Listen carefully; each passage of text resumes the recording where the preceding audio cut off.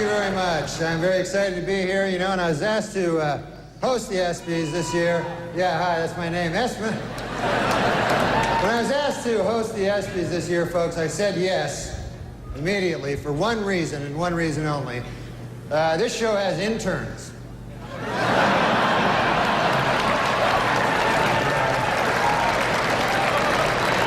I'll be having a little improper relations backstage a little later. But man, it's great to be here at the 6th annual ESPY Awards. Hard to believe, huh, that the ESPYs are 6 years old. Although Anthony Mason swears they're 18. So,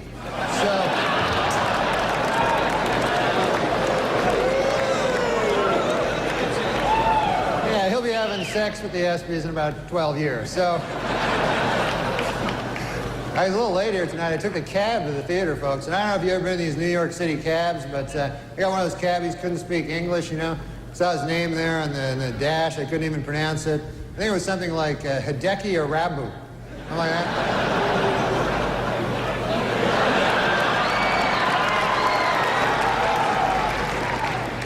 Arabu's been having some trouble, man. They fired his translator. Steinbrenner fired his translator. And people see that as cruel, you know, but I don't know, you know. I mean, if you're not doing well in Yankee Stadium, you know, do you really need a translator? Do you want that, you know? You know? Hey, what'd they say? They say you suck. You should go back to Japan, you dirty foreigner. Okay, I got it. I'm trying to pitch over here. It's great to be here on ESPN. I love sports, man. Man, you can see sports on ESPN you don't see on other networks. You know, like kickboxing. That's my favorite sport. Kickboxing is great. When you think about it, it combines the style and grace of boxing with kicking. This seems kind of immature. Just backstage, a lot of celebrities back there, man. I was talking to Jerry Jones, you know, the Cowboys owner, and he's disappointed, obviously. Yeah. Well, he's a good guy, though, man. He's talking about rebuilding the team, you know. And he told me, he says, we have to get back to what made us a championship team. Strippers and crack.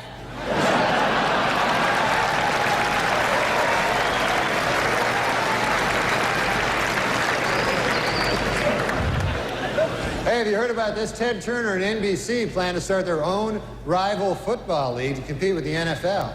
And not much known about the specifics of this new league, except for this, it will suck. They know that. So they might have trouble, you know, getting advertisers when we know it will suck.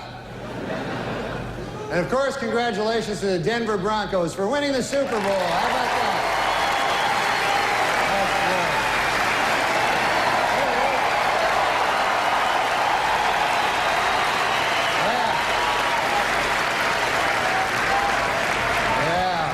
Denver did great, you know.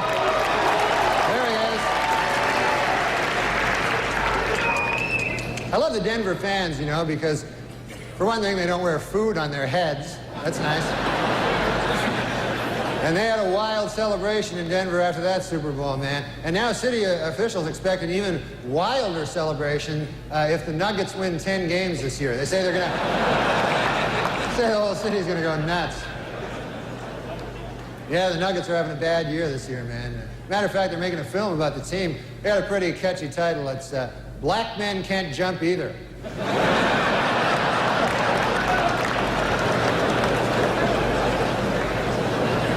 Well, NBA All-Star Weekend over. That was exciting, man. The East beat the West. Jeff Hornacek won the three-point shootout. Houston's Clyde Drexler and Cynthia Cooper won that exciting two-ball thing. And Charles Barkley won the throw a guy through a plate glass window contest. So that was quite a game, you know. I mean, you know who impressed me the most yesterday was Kobe Bryant. Unbelievable.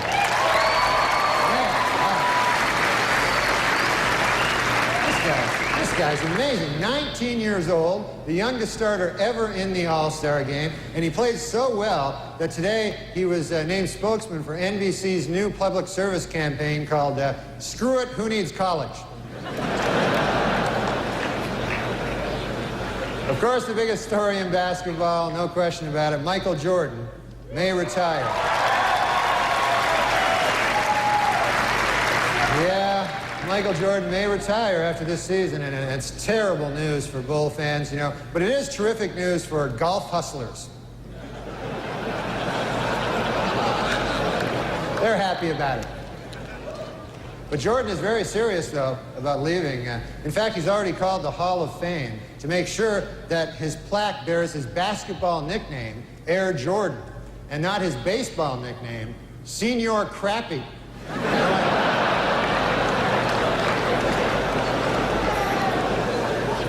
That would just be disrespectful, you know?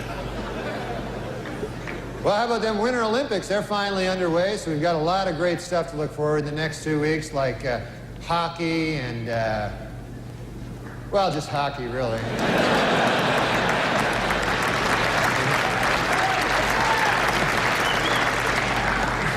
I was watching last night, I saw speed skating, and my goodness, you know, could the outfits they wear be any tighter?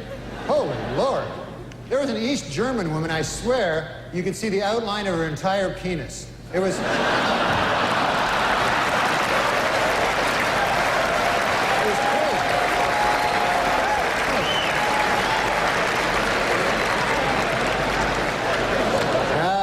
Goodness. Well, there's all kinds of sports celebrities in the audience tonight. I see Tiger Woods right there. Tiger Woods, how about that, huh?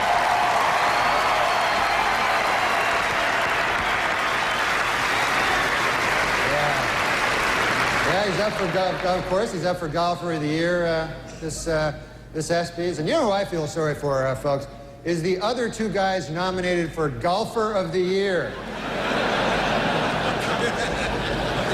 You see these guys getting ready, you know, it's like, hey, honey, have you seen my tuxedo? No, not the good one. The one I wear when I'm going to get my ass kicked. Have you seen that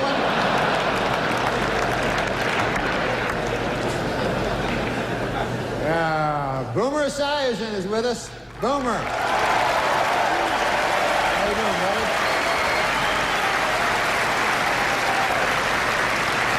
Boomer, of course, will replace Frank Gifford on Monday Night Football next season. And Frank told reporters that this will allow him to spend more time with his wife and children. Then he broke down and cried for 45 minutes. So.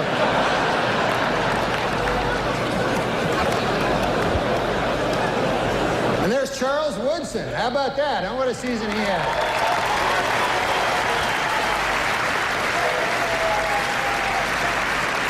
Great, man. He became the first defensive player to win the Heisman Trophy. And congratulations, Charles. That is something that no one can ever take away from you. Unless you kill your wife and a waiter, in which case... all bets are off. Just a word of advice. Macdonald, I think, still with us, the actor, comedian. Yeah, I'm here, man. You do a great job of always making me uncomfortable. When you hosted the ESPYs that one time. Oh, you were there. I remember that. Oh my God. You had jokes, but they weren't directed at me. I was uncomfortable, and they weren't even directed at me. Yeah, I have this thing where I don't even know when I do bad. But that happens to me a lot. I come off, I go, hey, that went pretty well, right? They're like, well, everyone left. I'm like, oh. Well, we were thinking about you the other day because the ESPYs was on, and one of our favorite things to watch, and every once in a while, like Deadspin or somebody, every time the ESPYs rolls around, they'll put up they show which was absolutely brilliant, but apparently not making many friends over at ESPN when you did that. They won't have me back as an ESPY host. What did they say to you after it was done? No, they didn't say anything. That's not good. Did anyone handle it poorly, like any of the athletes? Did they? Because you would figure that you'll go, all right, I'm getting my balls busted a little bit, but this is what this event is all about, and he's a comedian. Because is there anyone who takes themselves more seriously than athletes? No, I didn't even stupidly. I didn't even know it was going that bad. And then it went great. It was by the great. way. It was hysterical. Yeah, the audience liked it. The New Yorkers, people liked it. Yeah. The only people that didn't like it are those idiots that started the stupid ESPY Awards in the first place for athletes that are already winning awards for their sports. Oh, I don't know, and games. It was weird the other night to see the Dallas win game of the team of the year. Yeah, and come up in their suits. Yeah, like oh, hooray! Now we've really done it. Now we have this meaningless thing to go along with our world championship trophy and all the money that we've accrued. Yeah, that's exactly. Now since the parade's over and the trophies have been given out and the bonuses have been given out, now I get to stand here like an idiot with some stupid award made for television. Absolutely. Yeah. It really is up to the comedian and the host to save it. Yeah. The ESPYs looks like it doesn't have as much. I watched it. They did a big long thing before Seth even went out. They didn't have that much comedy in it. They had a couple of sketches, but there was a lot of amazing things, but it'd be soccer and stuff. Where you can't even tell if it's a good goal. But it was cool. And then they had some guy that I never even heard of that was in jail for 50 years. Oh, you know what? It's the Arthur Ashe Award. They do. Listen, it's great that they do it, and it's awesome because, from what I saw of it, before I started fast forwarding, it was very good. But that thing must have been like 15 minutes long. Oh, it was forever. It was really, really long. And at some point, people are just going to, like me, go, okay, I understand this guy's story. When are we going to give another award? And you just fast forward right was through. that guy a famous athlete? I don't know. I was watching it in fast forward. Apparently, the 15 minutes didn't describe very well what his situation was. At the end, he got out of jail. He was 50, and he took boxing in jail. But I don't think he did anything. Oh, he's just like, hey, I warded off rape. Yeah. With these fists. Well, and then the sports thing hasn't worked out because. The ESPYs, too. You were the greatest host in the ESPYs history. You were the only good thing about the ESPYs ever. And they didn't invite you back after that one either. It's something about you and sports are not melding well. Well, sports, they don't take them. They take themselves a little seriously. Like, they don't they don't need anybody making jokes about them and stuff. They also don't need to be on shows. Like, that's why it never works with interview shows and stuff when it's just sports guys because. First of all, if they go on a talk show, they're not even trying. You know what I mean? They're just, hey, what's going on? They're just giggling at the host, kind of, because it doesn't help their career to go on a talk show. Yeah. No, it happens all the time. Yeah. So they just, and they've had everything handed to them their whole life, so they're not interesting people very much. Were people mad at the ESPYs? I find that 8-minute stretch you did as one of the greatest things ever. I mean, the look on people. They were mad, yeah. But they I didn't were realize so uncomfortable. I didn't realize it at the time because, the ESPYs, it's in Radio City Music Hall, so 95% of the audience is just New Yorkers. And then right in the front, it's 4 rows or something, are all the athletes. Yeah, right? Dean Smith is giving you that tisk tisk, how dare you? Who the hell is this guy? I know, but me, like an idiot, I never saw that because I didn't have monitors or anything. So I was doing well in the room because it was in the New York audience. You can't really see out.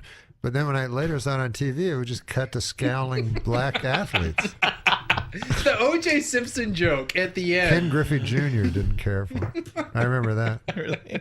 Yeah. Did people come up to you afterwards, like the O.J. stuff, and when you were making fun of Tiger Woods? I mean, did people come up afterwards and confront you or just say anything, or did you? Well, Ken Griffey was really mad for some reason. I don't really know why. And he was like, yeah, that was really funny, man, really funny, real sarcastic. And then I said, hey, man, listen, I just want to tell you one thing. I go, there's never going to be a guy, never going to be a player like your dad. That guy was the best. There'll never be anybody close to that guy. What did he say? He just looked at him. He didn't know what to do because what are you going to do? Go, my dad, I'm way better than him. But you knew that's what was in his head. What did you say about him in the show? I didn't say anything. I said it was an OJ joke or something. And it just cut to him with a crazy look on his face, like, what, huh? What? Yeah, they didn't like the OJ jokes. Neither did Saturday Night Live. You got in trouble on Saturday Night Live for doing the OJ stuff, too. It's kind of bizarre because I always thought, it's kind of, I don't know. It's hard to believe anybody would believe that he wasn't guilty, but I will say this though, like, because every black guy I knew, like, we go, like, I go, you think he's really innocent? And they go, yeah, kind of, but you could tell, like, they maybe not, but they were just backing him up. So, but then I was like, that's weird. But then I understood it later because when Robert Blake killed his wife, or allegedly did, I loved Beretta. You're like, oh, yeah, so I was like, I don't care. I just want him to. I don't really care. I don't know who this lady is. Like, but it'd be cool to have. I don't want Beretta to go to jail. I don't know. So that's the white man's equivalent of O.J. Simpson is Beretta. Beretta with the cockatoo and stuff. You can take that to the bank, right? Wasn't that the greatest movie? Remember when you were a kid watching Beretta and like all the other cop shows, like the were Equalizer and things like that. Yeah, then you see Beretta be like, just Martin Scorsese's TV show. It's all gritty and. It's a great name for a TV show too. What? Beretta. I guess. Norm Macdonald with us, based on a true story. It's available September 20th. We're going to do Celebrity Prognosticator with him in just a second, but he's an unusual person, and he likes awkward comedy. Most people are not comfortable with awkward comedy. He likes to make you uncomfortable. Oh, and great. And there's never been anything in the history of the ESPYs better than his monologue. So I want to go back there for a second with Norm. Thank you for making time for us. What do you remember most about all of that ESPYs thing that you did that made everyone uncomfortable and was hugely great, and instead of celebrated, got everyone mad? Oh, hi, guys. Hello. Hi, Norm. No, this is what happened. I'm sure you guys have been to the ESPYs. Yes. No. And, it's a lot of fun. They'll go like, and now for best football team, and the guy that won the Super Bowl, So they get an award. And so I was doing my stand-up, but the audience is like 90% just New Yorkers, And then right at the first few rows are all the athletes. And so the New Yorker guys liked me. But stupidly, I didn't realize that they were showing pictures like behind me of Ken Griffey scowling and stuff, because they all hated my, they all hated my jokes. John Elway was mad. Did you actually say why the long? It's about to go down. We're here to stay and run this town. Bring in the heat, bring in the energy. We're the queens of the festival, can't you see? We're the queens of the festival, here to rule the stage. Dropping beats and make your body engage. From sunrise to sunset, we're taking it all. We're the festival queens standing tall. Ooh, yeah, ooh. From dawn till dusk, we command the crowd's gaze. Every beat, every rhyme sets our souls ablaze. With swagger and style, we own this domain. In the realm of music, we reign supreme, no chain. Feel the rhythm pulsating through your veins. Our verses ignite, fire never wane. With each lyric we spit, each move we make, we carve our legacy, leaving jaws to quake. We're the queens of the festival, here to rule the stage. Dropping beats and make your body engage. From sunrise to sunset, we're taking it all. We're the festival queens standing tall. Ooh, I get it. Ooh. No crown needed, our all's the crown jewel in the kingdom of sound. We never play the fool with beats as our scepters and rhymes as our decree. We're the sovereigns of rhythm for all to see. So bow down to the queens as we own the night. In the kingdom of music, we're the guiding light. From the first note to the last, we'll always be the festival queens, forever wild and free. Face to John I Elway? was against that joke. That was Will Ferrell. He said, "Get some teeth" or something like that. I don't know what he said. Well, why the long face? I did say, but that's okay. But no, Will took on his teeth, and I was like, "Oh, don't do that." Who was most upset with you after that night? Ken Griffey Jr. Really? Did he say Yeah, something? they told me, like after the show, they were, there's this big party, and they were always like, all through the show, this party's going to be great. And then at the end, I go, "Where's that party?" And they're like, "Nah, I probably should just go back to the hotel." That's how you learned that you were not invited to Ken Griffey Jr.'s party? Yeah, exactly. What do you remember most about that night? Is there one joke that you're particularly proud of, and you tend to be someone who doesn't, you don't do a lot of reveling in the past. You move on. But is there anything in particular that you are proud of there? Well, Woodson won the Heisman that year. That's a good joke. And so I said, they could never take that away from you unless you kill your wife and await her. It's so good, man. It's such a good joke. It really is.